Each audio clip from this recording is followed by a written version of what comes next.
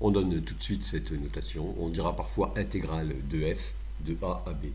Alors, un détail est que ce qui est signifiant dans cette notation, c'est a, b, et la fonction petit f, c'est-à-dire que la lettre x est muette. Vous pouvez la remplacer par t ou u, ou ce qu'on veut.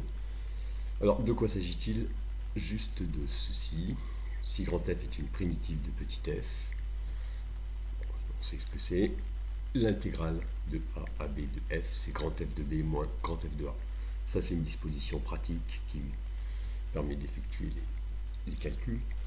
Alors, le point essentiel, en fait, alors une primitive de petit f, dès que petit f est continu, grand f, on peut trouver grand f, une primitive de petit f. On le reverra. L'essentiel est ceci.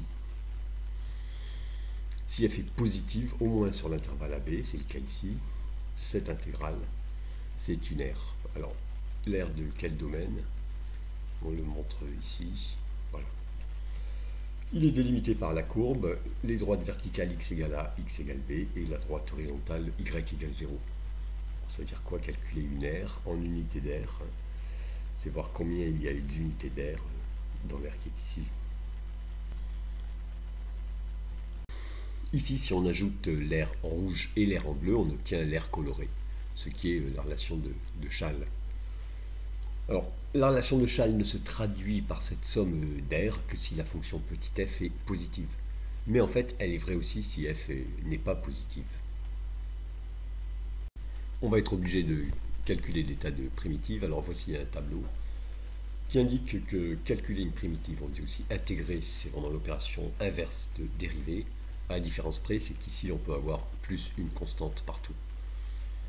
Une fonction a une infinité de primitives, mais elle n'a qu'une dérivée. Alors, on ne va pas s'embrouiller avec la trigonométrie. Avec les dérivées, on se débrouillerait très très bien. On va aller à l'essentiel, qui est sûrement ces deux formules-ci.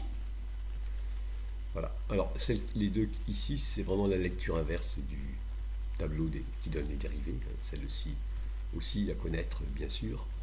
Et la seule qui soit vraiment nouvelle, c'est celle-ci.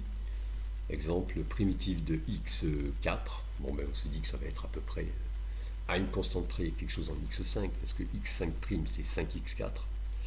Mais il y a un 5 en trop, donc primitive de x4, x5 sur 5. Alors ensuite, lorsqu'on a des fonctions composées, bien voir que ce tableau, c'est le même que le précédent, où on a remplacé x par grand U. U, c'est une fonction de x. Et à chaque fois, on a multiplié la dérivée ici par la fonction par U'. Et pour se rassurer, peut-être, souvent le U, c'est un U de x égale ax plus b.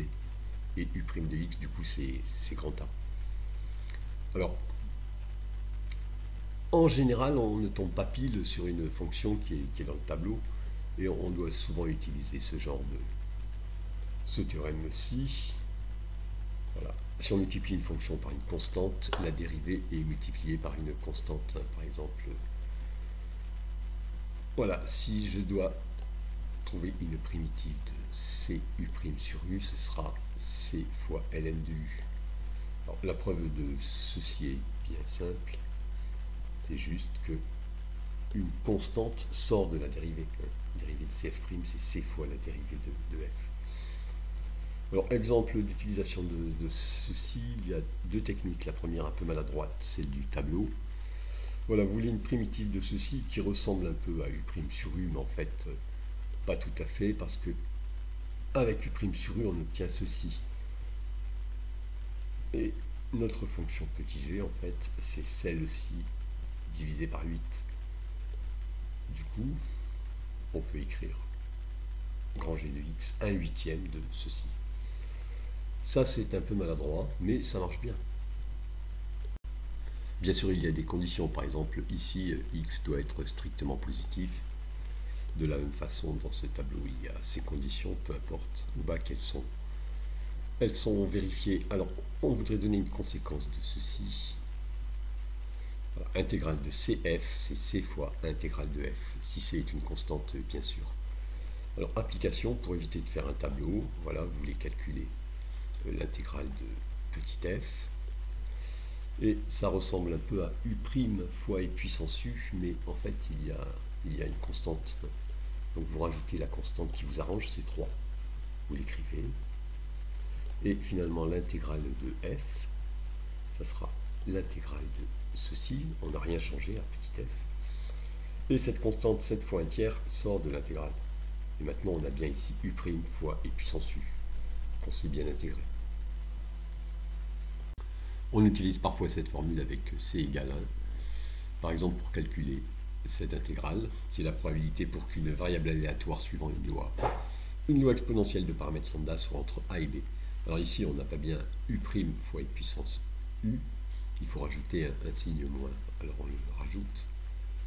On en rajoute 2 pour que ce soit juste, et ici maintenant on lit bien U' fois e puissance U. Voilà, et on a ce résultat. Donc ça fera moins e puissance moins lambda b, moins e puissance moins lambda a. Autre règle, la dérivée d'une somme, c'est la somme des dérivées, donc on a la même histoire avec des primitives, d'où finalement ceci. Alors application, soit à calculer cette intégrale. Alors ça ne ressemble vraiment à rien, mais il y a des tas de techniques pour calculer des intégrales, et celui qui a fait le sujet en connaît certaines, et par exemple, il peut vous faire utiliser ceci. On ajoute 5 et on soustrait 5, c'est-à-dire qu'on n'a rien fait. On utilise alors la règle qui est ici. On calcule 2 intégrales, puis on réduit au même dénominateur à gauche ici. Voilà, on obtient bien ceci. Puis les 5 vont s'en aller. Alors en passant ici intégrale d'une constante, la constante 5 ici c'est bien 5 fois b moins a. Alors dès que a est plus petit que b, ce qui est le cas dans toute cette vidéo, c'est juste l'aire d'un rectangle ceci. Bon, vous pouvez écrire primitif de 5 c'est 5x, mais c'est l'aire d'un rectangle.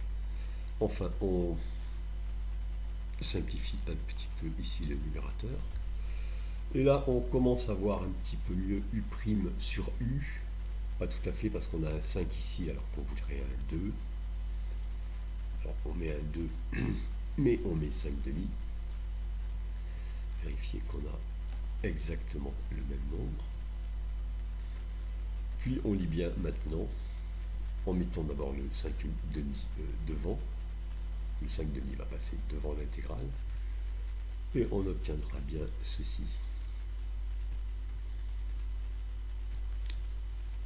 Parce qu'on a bien U' sur U. Donc primitive ln de U, de A à B. Donc on fait la valeur en B moins la valeur en A.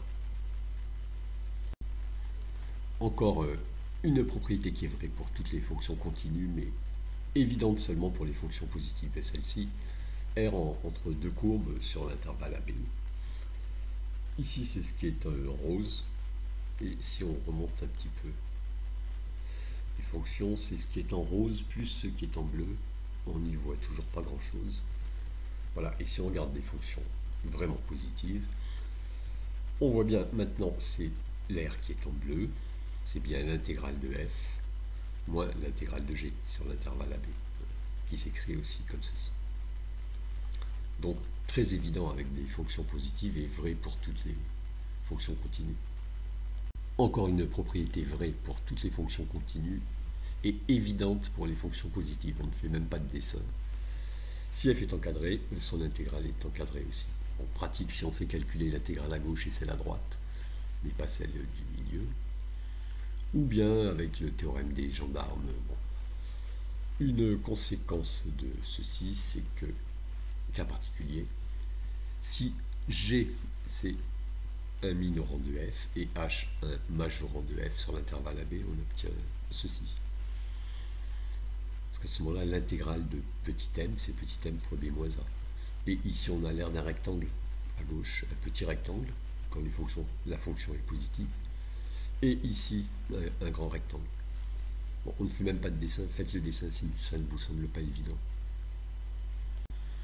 Avant-dernier point, la moyenne d'une fonction sur un intervalle. Alors on ne voit pas trop ce que c'est, sauf si on multiplie par b moins a. Et à ce moment-là, on voit que l'intégrale de f, c'est mu fois b-1, c'est-à-dire ici, si f... Alors, encore une fois, c'est vrai pour toute fonction, mais pour une fonction positive, c'est évident. Si f est ici en noir, son intégrale, c'est ce qui est en mauve plus rouge, c'est aussi égal à l'aire du rectangle, mu, la hauteur ici, fois b-a, la largeur ici. Autrement dit, ce qui est en rouge, l'aire en rouge est égal à l'aire en bleu. Et on avait vu, on peut démontrer ceci facilement, c'est-à-dire, encore une chose évidente, avec une fonction positive, si la fonction est bornée par petit m et grand M, sa moyenne, évidemment, elle va être entre petit m et grand M. Bon, c'est une conséquence de ceci. On remplace ici l'intégrale par mu fois b-a. Puis on divise par b-a.